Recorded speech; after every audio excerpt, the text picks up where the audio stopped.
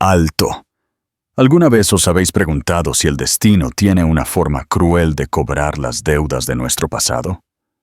¿Qué haríais si la persona a la que una vez despreciasteis se convirtiera en lo único que anheláis en la vida? Suscríbete ahora mismo al canal y dale a me gusta a este vídeo, porque la historia de Ricardo Esteves cambiará para siempre vuestra forma de ver el éxito. La noche en que los muros cayeron, Ricardo Esteves era un nombre que resonaba en las salas de juntas de la Milla de Oro de Madrid.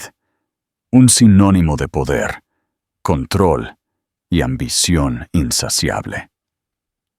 Su voz podía silenciar una sala, su firma movía los mercados del IBEX 35 y su presencia inspiraba miedo y asombro a partes iguales.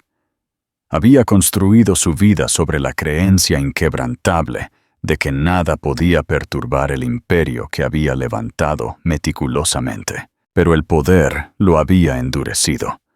Le había arrancado la vulnerabilidad del joven que solía ser, dejando atrás a un hombre con tolerancia cero hacia la debilidad. Ese era el hombre del que Elena se había enamorado. Al principio, vio destellos de ternura bajo su arrogancia. Pero una noche, cuando todo se derrumbó, Ricardo reveló un lado de sí mismo que ella nunca quiso creer que fuera real. Empezó con una discusión. Elena ya no recordaba las palabras que encendieron la chispa. Solo recordaba el rostro endurecido de Ricardo, su mandíbula tensa, sus ojos destellando con una frialdad que nunca antes había dirigido hacia ella. En su mente, la presencia de ella se había convertido en un pasivo, su amor en una carga, su mera existencia en una grieta en los muros de poder que él había construido. Cuando agarró su maleta y la arrojó al pasillo de su ático de lujo en el barrio de Salamanca, con una fuerza que casi la hizo tropezar, Elena se dio cuenta de que esto no era solo una pelea, era una ruptura irreparable. Lo vio con incredulidad mientras la empujaba hacia la puerta. El sonido del impacto contra el pavimento fuera se sintió como un veredicto final. «¡Lárgate!», rugió él, con voz afilada y despiadada. «¡Y no vuelvas nunca!». La pesada puerta se cerró de golpe, haciendo temblar las paredes. Elena se quedó en las sombras del edificio, las luces de Madrid burlándose de ella.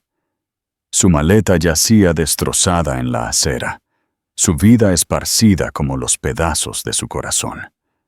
Se arrodilló para recogerlos, las lágrimas cayendo silenciosamente sobre la ropa que una vez había empacado con la esperanza de un futuro compartido. Pero mientras la desesperación amenazaba con consumirla, una fuerza tranquila e inquebrantable se agitó en su interior. Ella no era solo Elena, la mujer que amaba a Ricardo Esteves. Era Elena, la mujer que protegería la pequeña vida que crecía dentro de ella. Presionó una mano temblorosa contra su vientre, susurrando consuelo al niño, que nunca conocería el rechazo de esa noche. Solo su amor feroz e inquebrantable. Se alejó caminando, sin saber que su ausencia sería un día lo que lo destruiría a él. Pregunta para vosotros. Si fuerais Elena, ¿habríais intentado decirle a Ricardo lo del bebé después de esa noche?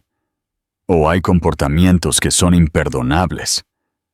Dejadnos vuestra opinión en los comentarios. Acto 1.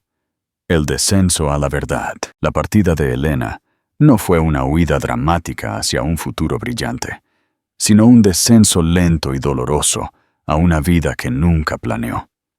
Encontró una habitación pequeña y barata en una pensión en las afueras de la ciudad, en un barrio obrero. El aire olía a humedad y los muebles estaban desgastados, pero era un techo. Yacía despierta en un colchón lleno de bultos, prometiéndole al niño en su interior que no estaban solos. Cada día era una batalla por la supervivencia. Durante años, Ricardo la había arrastrado a un mundo donde el dinero era algo secundario. Ahora, Elegía entre un abono de transporte y una barra de pan. Trabajaba en una cafetería de barrio, haciendo turnos de noche agotadores, hasta que su embarazo lo hizo imposible, y luego cambió a las mañanas. Soportó los susurros sobre la futura madre soltera con silencio. El orgullo no tenía lugar aquí. La supervivencia era lo único que importaba. Cuando nacieron sus hijas, 2 gemelas perfectas con cabello oscuro y esos mismos ojos azules penetrantes que una vez amó en Ricardo, Elena sintió tanto su mayor angustia como su mayor alegría. Las llamó Sofía y Lucía. Al sostenerlas, se dio cuenta de que su rechazo ya no importaba. No luchaba por sí misma. Luchaba por ellas. La vida como madre soltera era implacable. Aprendió a estirar una comida para 2, a coser vestidos con tela de segunda mano y a encontrar la risa en medio del agotamiento. Los vecinos que solían cotillear ahora admiraban su resistencia, ofreciendo ropa usada o cuidando a las niñas una hora para que ella pudiera hacer un turno extra. A medida que pasaban los años, Elena se transformó. Ya no era la chica a la que echaron con el corazón roto. Era una madre que cargaba a 2 hijas a través de cada tormenta. Lo que Elena no sabía era que, al otro lado de la ciudad, Ricardo comenzaba a sentir las grietas en su mundo. La soledad que había elegido se estaba volviendo insoportable. Se decía a sí mismo que había hecho lo correcto, pero cuando se miraba en el espejo, ya no reconocía al hombre que le devolvía la mirada. Tenía poder, tenía riqueza, pero le faltaba lo mismo que Elena había encontrado en su sacrificio. Acto 2. El reflejo en el espejo. A medida que pasaban los años, Sofía y Lucía se convirtieron en el centro del universo de Elena. A los 2 años, sus personalidades emergieron vívidamente. Sofía era audaz y curiosa. Lucía era cautelosa y observadora. Sin embargo, en ambas, Elena veía esos ojos azules penetrantes, el espejo de un hombre al que intentaba olvidar cada día. Era tanto un tormento como un regalo. Sus mañanas comenzaban antes del amanecer, preparando el desayuno mientras las niñas balbuceaban. Las vestía con ropa que había remendado tarde en la noche. Luego las llevaba a la guardería antes de su turno en un hotel, donde pasaba largas horas limpiando habitaciones. Cada noche, cuando regresaba y sus hijas corrían hacia ella con gritos de alegría, el peso del mundo se desvanecía. Pero a veces comenzaban las preguntas. Veían a otros niños en el parque con sus padres. Veían a compañeros de clase siendo recogidos por ambos padres. Una tarde, mientras leía un cuento antes de dormir, Lucía finalmente habló. «Mami, ¿por qué no tenemos papá?» La pregunta golpeó a Elena como un puñetazo. Acarició el cabello de Lucía y respondió lo más dulcemente posible. Algunos papás no están listos para ser papás, pero eso no significa que no seáis amadas. Sofía levantó la vista y preguntó, ¿pero lo conoceremos alguna vez? El corazón de Elena se encogió. No lo sé, mis amores, pero siempre me tendréis a mí. Elena se sentó junto a la ventana esa noche, odiando a Ricardo por elegir su orgullo sobre ellas, pero también odiándose a sí misma por la pequeña chispa de esperanza que aún llevaba. ¿Pensaba él alguna vez en ella? ¿Imaginaba alguna vez a los hijos que llevaban su rostro? No olvidéis darle a me gusta si creéis que Elena es una verdadera heroína. Vuestro apoyo mantiene vivas estas historias. Acto 3. El encuentro en el aeropuerto. El día que cambió todo para Ricardo llegó sin previo aviso. Estaba en el aeropuerto Adolfo Suárez Madrid-Barajas, moviéndose rápidamente por la terminal con su séquito. Los aeropuertos eran territorio familiar, lugares de transición, nunca de revelación. Pero ese día, mientras se ajustaba los gemelos, su mirada vagó por la zona de espera y se detuvo en una escena tan ordinaria, pero tan devastadora, que casi lo puso de rodillas. De pie junto a los grandes ventanales de cristal, había una mujer que no había visto en años. Elena era mayor, más fuerte, su cabello captando la luz con un brillo silencioso. Mantenía la barbilla, pero él podía ver las huellas de la lucha en las tenues líneas alrededor de sus ojos. Por un momento, pensó que estaba alucinando, hasta que el sonido de la risa rompió su incredulidad. Dos niñas pequeñas corrían alrededor de sus piernas, agarrando mochilas diminutas y señalando los aviones. Eran idénticas, pero no fue su parecido entre sí lo que dejó a Ricardo helado en el sitio. Fue su parecido con él. El cabello oscuro, los penetrantes ojos azules llenos de asombro, la forma misma de sus rostros. La verdad innegable lo golpeó. Estas eran sus hijas, hijas que nunca había conocido, nunca había tocado, nunca había nombrado. La ecografía que se había negado a ver hace años estaba ahora de pie ante él en la forma de dos niñas vivas, que respiraban. Ricardo no podía moverse. Su séquito continuó sin él, sus voces desvaneciéndose en el fondo. Elena levantó la vista entonces, como si sintiera su presencia. Sus ojos se encontraron a través de la terminal abarrotada. El tiempo dejó de existir. Él vio el reconocimiento en sus ojos, seguido por el endurecimiento de su mandíbula y la forma protectora en que agarró las manos de las niñas. No hubo saludo, solo un muro de desafío. Ricardo quería gritar su nombre, dar un paso hacia las hijas que lo miraban con ojos curiosos, pero se le cerró la garganta. Por primera vez desde su juventud, Ricardo Esteves tenía miedo. Elena no le dio oportunidad de recuperarse. Con pasos deliberados, guió a las niñas lejos de la ventana, sus ojos nunca dejándolos de él hasta el último momento. Su mirada envió un mensaje claro. No perteneces a este mundo que construimos. Desaparecieron entre la multitud, dejándolo paralizado. Se quedó en silencio mucho después de que se anunciara su vuelo, un vacío hueco abriéndose en su pecho. Había pasado años creyendo que estaba por encima de las consecuencias de la emoción, pero aquí estaba, deshecho por la visión de dos niñas, cuya existencia probaba que había estado equivocado todo el tiempo. Acto 4. El umbral humilde. Ricardo salió del aeropuerto ese día con un peso más grande que cualquier negocio fallido. Se sentó en la parte trasera de su coche oficial, los asientos de cuero sintiéndose fríos y poco acogedores. Revivió cada detalle, la mirada de advertencia de Elena, las miradas curiosas de las niñas, el sonido puro de su risa. Se estaba ahogando en preguntas que no sabía cómo responder. Su ático se sentía como una prisión. Se sentó en la oscuridad, mirando su reflejo en el cristal. Ya no veía al CEO pulido. Veía el vacío detrás de sus ojos azules. Durante las siguientes semanas, usó sus recursos para encontrarla.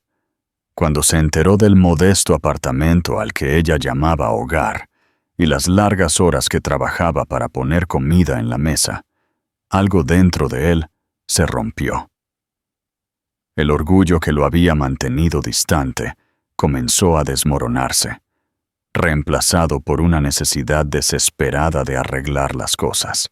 Quería conocerlas, quería escuchar su risa, quería ser el padre que nunca tuvieron. Cuando finalmente se paró ante el modesto edificio donde vivía Elena, la diferencia entre sus mundos lo golpeó como una bofetada. Sus zapatos lustrados y su traje a medida parecían absurdos en la acera agrietada. Dudó, ensayando palabras en su cabeza, pero cada disculpa se sentía inadecuada. Elena abrió la puerta. Su expresión se endureció al instante. Salió, cerrando la puerta tras de sí para proteger a las niñas de su presencia. «Tú no tienes derecho a estar aquí», dijo, su voz baja pero firme. «No tienes derecho a aparecer después de todos estos años y pensar que puedes deshacer lo que hiciste». Ricardo hizo lo único que podía. Admitió su debilidad. Le dijo que estaba equivocado, que su orgullo lo había cegado y que quería ser parte del futuro de sus hijas. No usó encanto ni poder. Dejó que las palabras cayeran crudas y rotas. Elena escuchó con los brazos cruzados. El silencio se alargó hasta que fue insoportable. Finalmente, habló. «Ni siquiera saben que existes. No saben lo que me hiciste. No dejaré que entres y las rompas de la misma manera que me rompiste a mí». Se dio la vuelta para irse, pero Ricardo suplicó. Le dijo que no estaba pidiendo perdón. Todavía no. Solo quería la oportunidad de demostrar que no era el hombre que las había desechado. Confesó que tenía miedo de vivir y morir sin escuchar nunca a sus hijas llamarlo papá. Elena lo miró, y por un segundo fugaz, su determinación parpadeó. Le dijo que tenía un largo camino por delante, que las palabras no significaban nada sin pruebas. No dejaría que se acercara a ellas hasta que creyera que era capaz de amar, no de controlar. Volvió a entrar, el clic de la cerradura sonando más fuerte que cualquier rechazo que hubiera enfrentado jamás. Pregunta para vosotros. Si fuerais Elena, ¿qué acto de Ricardo necesitaríais ver para empezar a confiar en él de nuevo? ¿Es suficiente el tiempo o se necesita algo más grande? Contádnoslo en los comentarios. Acto 5. La reconstrucción de una familia. Las semanas se convirtieron en meses. Ricardo comenzó a vivir no para las adquisiciones, sino para la frágil oportunidad de estar junto a sus hijas. Comenzó discretamente.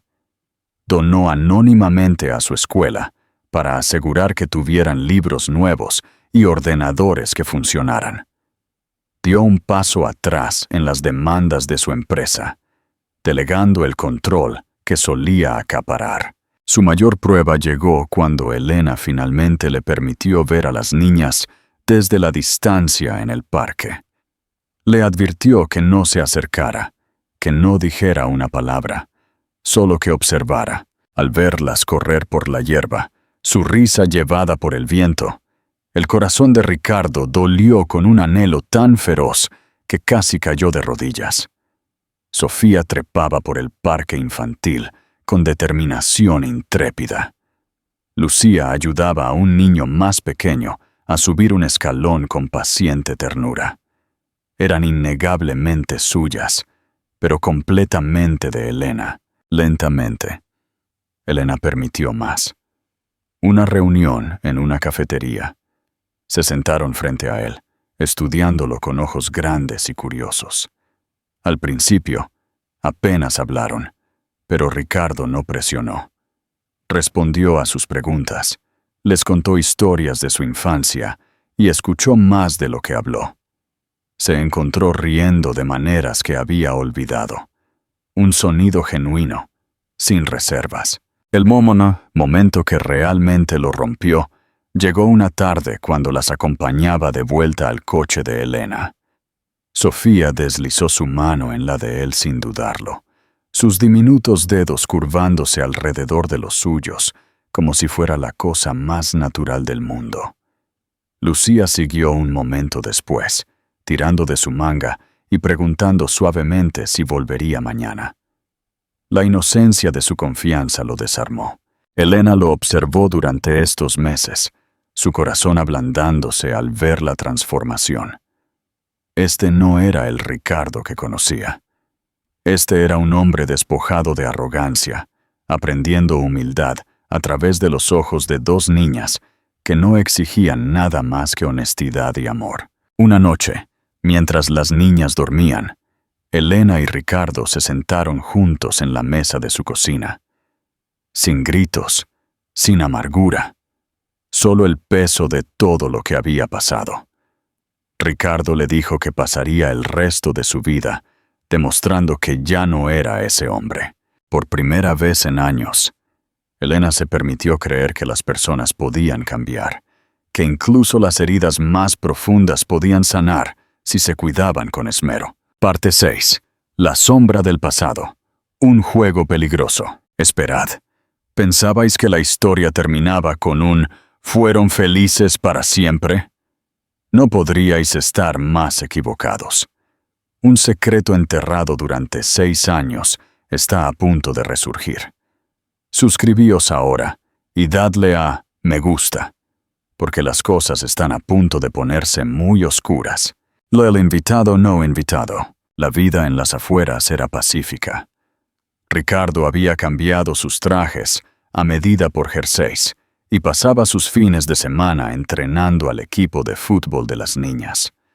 El Rey de Hielo de Madrid finalmente se había derretido. Pero una tarde de martes con niebla, mientras Elena estaba en una reunión vecinal y las gemelas estaban en una fiesta de pijamas en casa de su abuela, el pasado de Ricardo llamó a la puerta, literalmente. Un hombre estaba parado en su porche. Era delgado, llevaba una gabardina de marca y sostenía una tableta digital. Era Julián Vega, el sucesor que Ricardo había elegido personalmente para liderar su antiguo imperio. Pero Julián no parecía un hombre que viniera a pedir consejos de negocios. Parecía un depredador.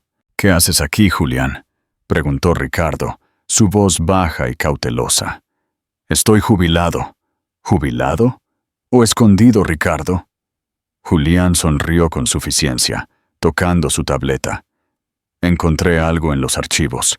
Algo que borraste, pero que nuestro equipo forense recuperó. Un conjunto de registros médicos de hace 6 años. Registros pertenecientes a Elena». Ricardo sintió un sudor frío en el cuello. «Déjala fuera de esto». «Oh, creo que ella es una parte muy importante de esto». Julián se inclinó, su voz un susurro venenoso. «No solo la echaste esa noche, ¿verdad? Firmaste un documento, un acuerdo privado que autorizaba una intervención médica. Un documento que ella nunca vio. Un documento que podría enviarte a una prisión federal por mucho tiempo si la verdad sobre el origen de esas niñas saliera a la luz». «¿Qué quieres?», siseó Ricardo. «La empresa está luchando, Ricardo. Necesito tu influencia de vuelta. Necesito que firmes el traspaso de tus participaciones privadas restantes, o le daré este archivo a Elena». Me pregunto, ¿te seguirá mirando con amor cuando descubra que jugaste a ser Dios con su vida? Acto 1. El punto de quiebre. Ricardo se quedó congelado mientras Julián desaparecía en la niebla.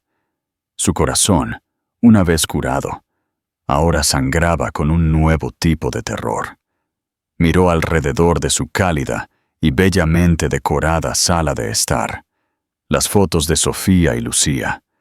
Los dibujos arquitectónicos en los que Elena había estado trabajando. Si las perdía ahora, no sobreviviría. Pero la elección era imposible. Si le daba a Julián sus participaciones, financiaría la expansión despiadada de Julián, que destruiría miles de pequeñas empresas. Si no lo hacía, Julián destruiría la confianza que Elena había reconstruido con tanto esfuerzo. Cuando Elena regresó a casa 1 hora después, encontró a Ricardo sentado en la oscuridad. Sintió el cambio inmediatamente. «Ricardo, ¿qué pasa? ¿Es el negocio?» Ricardo la miró. La mujer que se había convertido en su brújula moral. Quería mentir. Cada instinto del viejo Ricardo Esteves le decía que manipulara la situación, que pagara a Julián, que enterrara el secreto más profundamente. Pero luego miró el dibujo de la mariposa que la pequeña Lucía le había dado, el que trataba sobre confiar. Dijo, con voz temblorosa, «Necesito contarte sobre la noche en que te eché».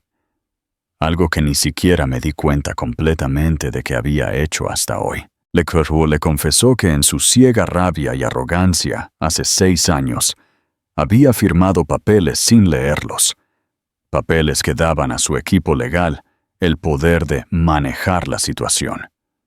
No sabía que Julián había usado esos papeles para interferir con su atención médica en la clínica, donde descubrió que estaba embarazada.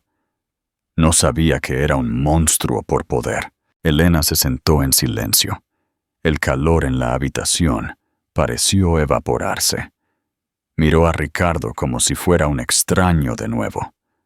¿Me estás diciendo que incluso las vidas de nuestras hijas comenzaron como un movimiento de negocios para ti? No, no lo sabía, lloró Ricardo. Pero Julián tiene la prueba de que mi firma está ahí. Me está chantajeando. Pregunta para vosotros. ¿Debería Elena perdonar a Ricardo por un crimen que firmó, pero no cometió intencionalmente? ¿O es esta la traición definitiva? Comentad, perdonar o dejarlo. Acto 2. El contraataque. Durante 2 días, Elena no le habló. Se quedó en la habitación de invitados, con la puerta cerrada. Ricardo se quedó en su estudio, no para trabajar, sino para planear. Se dio cuenta de que Julián había cometido un error fatal. Pensaba que Ricardo seguía siendo el hombre que valoraba el dinero por encima de todo lo demás. A la tercera mañana, Elena salió. Sus ojos estaban rojos, pero su mandíbula estaba apretada con esa misma voluntad de hierro que había mantenido vivas a sus gemelas durante 6 años. No sé si podré volver a mirarte de la misma manera, Ricardo, dijo fríamente. Pero no dejaré que ese hombre destruya lo que hemos construido. Pasé años en las sombras. No voy a volver. ¿Qué estás diciendo?, preguntó Ricardo. No le pagamos. Lo destruimos. Ricardo y Elena, el arquitecto y la estratega, comenzaron a trabajar juntos. Ricardo contactó a sus viejos contactos, mientras Elena usaba su red de ONGs. Descubrieron que Julián no solo había estado chantajeando a Ricardo, había estado malversando fondos de caridad de la empresa para cubrir sus propias pérdidas. La confrontación ocurrió en la reunión anual de accionistas en Madrid. Julián estaba en el escenario, preparándose para anunciar la fusión que solidificaría su poder. Ricardo entró por las puertas traseras, no en una limusina, sino en un simple taxi. A su lado estaba Elena. Julián los vio y sonrió con confianza. Articuló las palabras: última oportunidad. Ricardo no caminó hacia el escenario. Caminó hacia la cabina técnica. En las pantallas gigantes detrás de Julián, en lugar de los detalles de la fusión, comenzó a reproducirse un vídeo. Era una grabación de audio del intento de chantaje de Julián en la casa de Ricardo, seguida de una auditoría detallada de la malversación de Julián. La sala entró en un alboroto. La cara de Julián pasó de la suficiencia a la palidez. «¡Estás arruinado, Ricardo!», gritó Julián al micrófono. «Publicaré los archivos médicos. Todos sabrán lo que le hiciste». Elena subió al escenario entonces. Tomó el micrófono de la mano temblorosa de Julián. Miró al mar de la élite de Madrid. La gente que una vez la había compadecido. «Ya lo sé», dijo, su voz resonando con un poder que silenció la sala. «Y ya lo he perdonado. Porque a diferencia de ti, Julián, Ricardo Esteves aprendió a ser un ser humano. Mis hijas no son un pasivo. Son lo único en esta sala que no está a la venta. El giro, el precio de la redención». Julián fue escoltado fuera por seguridad esposado. El escándalo Esteves fue el titular de todos los periódicos al día siguiente. Pero a Ricardo no le importaban las noticias. Devisó, vuelta en casa, mientras el sol se ponía sobre las montañas, Ricardo y Elena se sentaron en el porche. La amenaza había desaparecido, pero la cicatriz permanecía. Ricardo había firmado oficialmente el traspaso de todas sus participaciones a la ONG, dejándolos con lo justo para una vida cómoda y modesta. Ya no era un multimillonario. Era solo Ricardo. ¿Por qué lo hiciste, Elena?, preguntó. ¿Por qué no dejaste que me destruyera? Habrías tenido todo. Elena miró a sus hijas jugando en el jardín. Porque si dejaba que te destruyera, habría perdido al hombre que entrenó ese partido de fútbol el sábado pasado. Y mis hijas necesitan a ese hombre más de lo que necesitan un fondo fiduciario. Le tomó la mano. No era una reconciliación completa todavía. El camino sería largo. Pero el muro había caído. Pero Ricardo, añadió, sus ojos brillando con un poco del viejo fuego. Si vuelves a firmar un documento sin leerlo, te echaré yo misma. Ricardo se rió. Un sonido profundo y honesto. Trato hecho. Mientras salían las estrellas, la casa se llenó de los sonidos de una familia que había sobrevivido a la prueba definitiva. Habían aprendido que la verdad no solo duele. Te hace libre. Parte 7. La resistencia final. Más allá de la sangre y los millonarios. ¡Alto! ¿Creíais que el fuego en la fundición acababa con la pesadilla? Os equivocáis. El nombre Esteves ha desaparecido. Pero los secretos que Elena guardó durante 7 años apenas comienzan a salir a la superficie. Suscribíos y dadle a me gusta a este vídeo, porque la verdadera verdad está a punto de ser revelada. El gancho. La carta desde la tumba. 6 meses después del incendio, la fundición de acero Esteves no era más que un recuerdo calcinado. Ricardo y Elena se habían mudado aún más lejos, a una cabaña tranquila en las verdes colinas de Asturias. El hombro de Ricardo había sanado, pero su alma estaba finalmente en paz. O eso pensaba.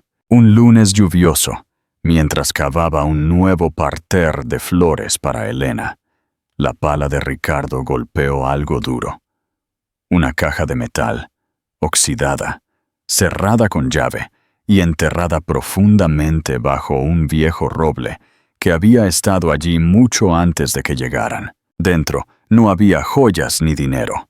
Había un único sobre amarillento dirigido a la mujer que lleva el futuro Esteves. La letra era afilada, autoritaria y escalofriantemente familiar.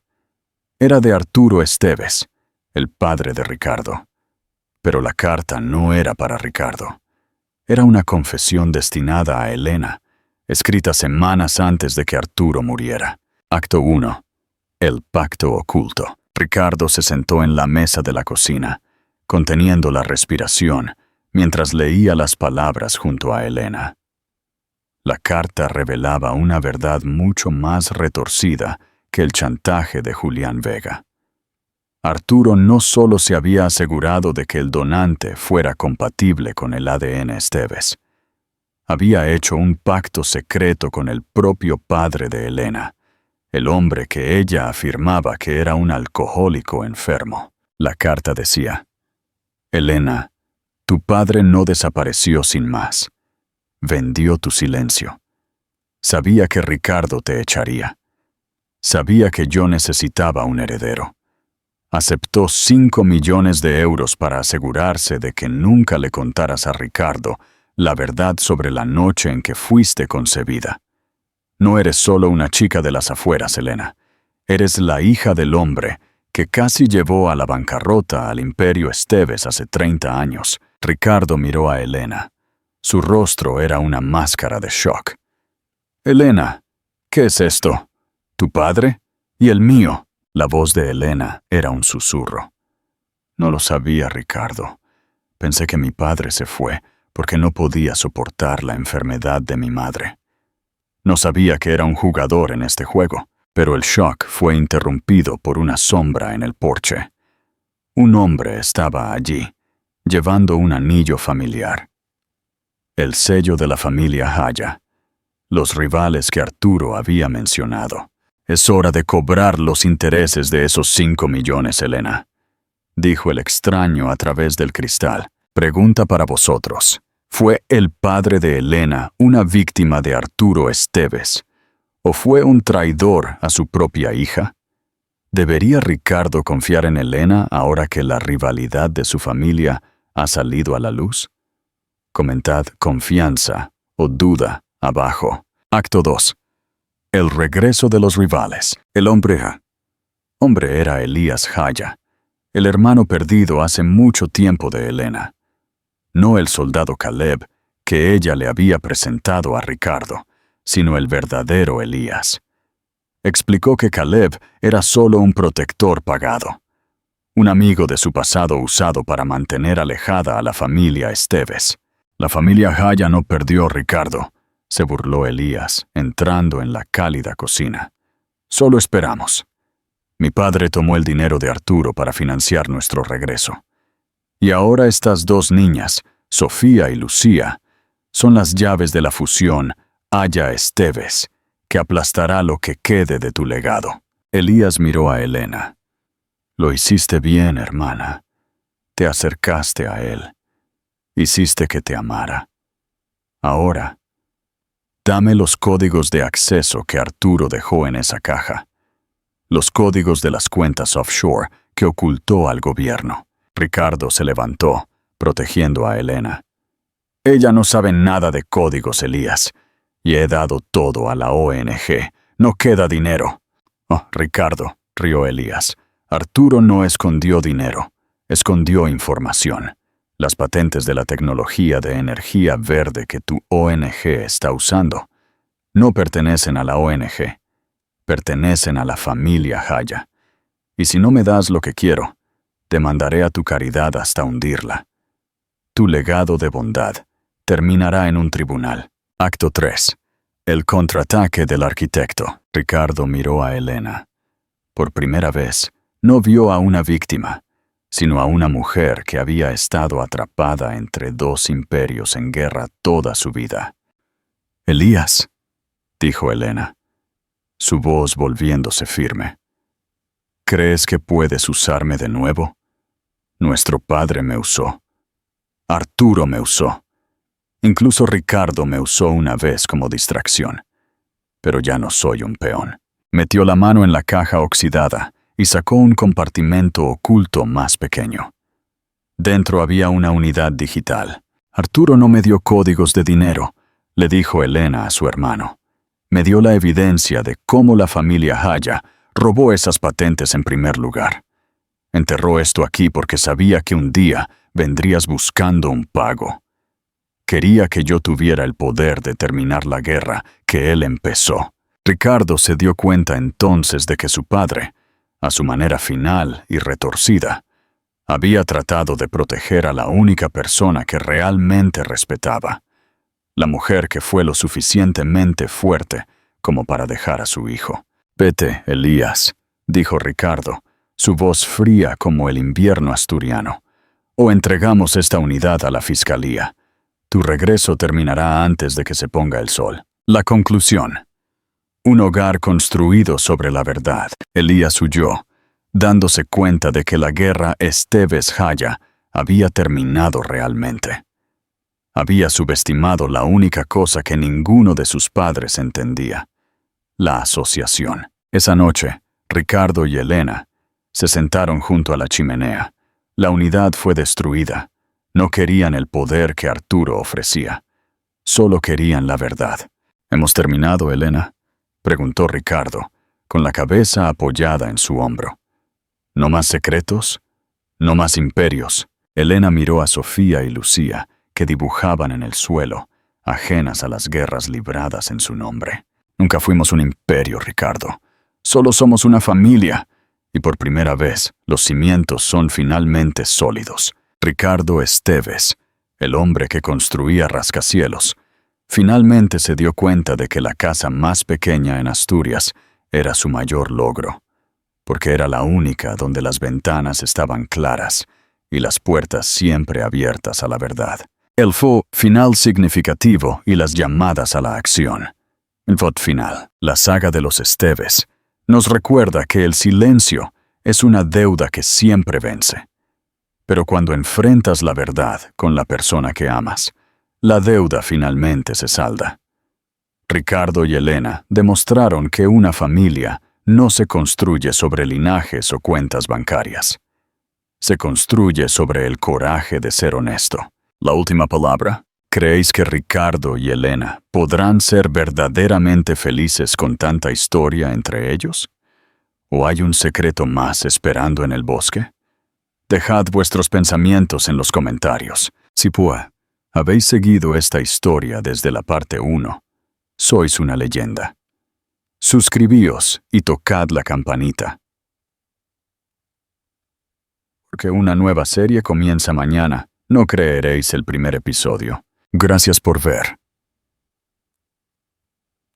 La crisis de Lavareto, 15 años después. Esperad. ¿Pensabais que el destino había terminado con la familia Esteves? La sangre siempre llama. 15 años después, el pasado no vuelve para destruir a Ricardo, sino para tentar a su hija. Suscribíos ahora y dadle a me gusta, porque la prueba final no es para el padre, sino para la hija. Madrid 20. Sofía Esteves tenía 21 años y los mismos ojos azules penetrantes que su padre. Acababa de salir de la Facultad de Arquitectura de la Universidad Politécnica de Madrid con el mejor expediente de su promoción. No usaba el apellido de su padre para abrir puertas. De hecho, la mayoría de sus compañeros pensaban que era una chica de pueblo de Asturias. Pero mientras bajaba las escaleras de la universidad, un coche deportivo plateado, silencioso y eléctrico, se detuvo frente a ella. La ventanilla bajó. Un hombre joven, de unos 25 años, con una sonrisa que costaba millones y una mirada que ocultaba dagas, la observó. Llevaba un anillo en el dedo meñique, el sello de la familia Haya. Sofía, dijo él, con una familiaridad inquietante. ¿Te pareces a tu madre? Sofía se detuvo, abrazando sus planos contra el pecho. Su madre, Elena, le había contado todo. No había secretos en la casa de Asturias. Sabía quién era este hombre antes de que se presentara. Tú debes de ser Mateo, el hijo de Elías, respondió Sofía con calma. Mateo sonrió, abriendo la puerta del coche. Mi padre fue un tonto, Sofía, un bruto que intentó usar la fuerza. Yo prefiero la colaboración. Sube. Tenemos un imperio que reconstruir. El dilema de la nueva generación. Sofía no subió. Se quedó plantada en la acera, tan inamovible como las montañas donde había crecido. No, hay imperio, Mateo. Mis padres lo desmantelaron, lo dieron todo. Dieron el dinero, corrigió Mateo, saliendo del coche y ajustándose su chaqueta de diseño. Pero no pudieron regalar el nombre. Los mercados aún recuerdan Esteves y Haya. Tú tienes el talento. Yo tengo el capital que mi padre escondió antes de huir. Juntos, podríamos recuperar Madrid en 5 años. Se acercó a ella, bajando la voz. ¿De verdad quieres diseñar casitas de campo el resto de tu vida? ¿O quieres construir rascacielos que toquen el cielo, como hacía tu padre antes de volverse blando? Tu ADN pide a gritos poder, Sofía. Lo veo en tus ojos. Sofía miró el anillo en la mano de Mateo. Pensó en su padre, Ricardo, con las manos callosas por trabajar la tierra en Asturias, pero con una sonrisa que nunca tuvo cuando era el rey de Madrid. Pensó en su madre, Elena, dibujando planos en la mesa de la cocina, libre de miedo. Tienes razón, dijo Sofía, dando un paso adelante. Mateo sonrió, pensando que había ganado. Mi ADN tiene poder, pero te equivocas en el origen de ese poder. ¿A qué te refieres?, preguntó Mateo, confundido. Mi padre no se volvió blando, dijo Sofía, su voz resonando con la misma autoridad que Ricardo usó una vez en las salas de juntas. Se volvió fuerte. Se necesita más fuerza para alejarse del poder que para aferrarse a él. Y mi madre, ella me enseñó que un rascacielos sin cimientos honestos es solo una ruina esperando ocurrir. Sofía señaló el coche de lujo. Quédate con tu capital, Mateo. Quédate con los fantasmas de nuestros abuelos. Yo voy a construir algo que tú nunca podrás comprar. ¿Y qué es eso?, se burló Mateo. ¿Una cabaña? Una vida propia, respondió Sofía. Se dio la vuelta y comenzó a caminar hacia la estación de metro, dejando al heredero de los Haya solo en la acera, con sus millones y su soledad. La escena final, el círculo se cierra. Ese fin de semana, en la cabaña de Asturias, la familia estaba reunida para cenar. Ricardo, ahora con el pelo completamente blanco, pero con los ojos brillantes, servía el vino. Elena reía con Lucía, la gemela de Sofía, que acababa de empezar sus prácticas de medicina. Sofía miró a sus padres.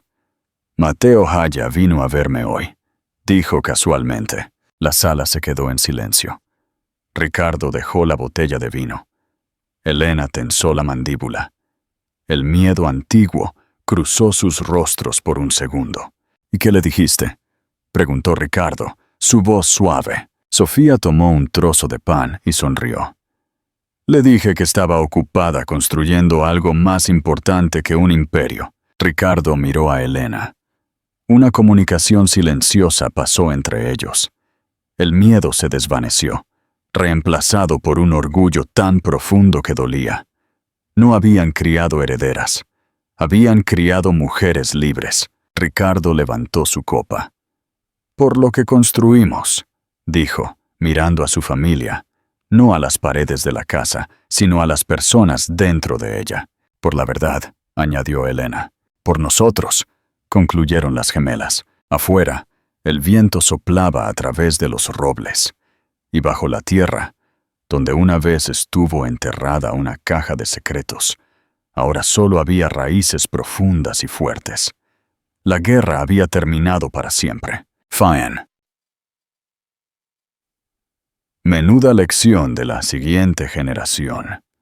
Sofía demostró que la verdadera herencia no es lo que te dejan en el banco, sino los valores que te enseñan en casa. Pregunta final.